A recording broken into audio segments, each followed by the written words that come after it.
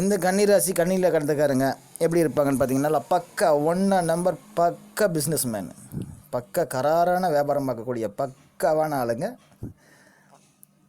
Number 1 business man. I am business man அந்த மாதிரி அவங்க பணம் சம்பாதிக்கிறது ஒன்றே குறிக்கோளாக இருக்கும் அவங்களுக்கு.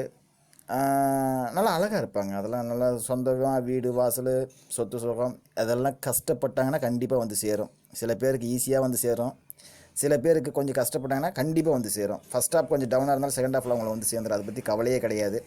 ஒரே ஒரு விஷயம் அடிக்கடி ஏன் நம்ம இப்படி இருக்கிறோம் அப்படின்ற கவலை மட்டும் அவங்களுக்கு வந்துட்டு போயிட்டே இருக்கும்.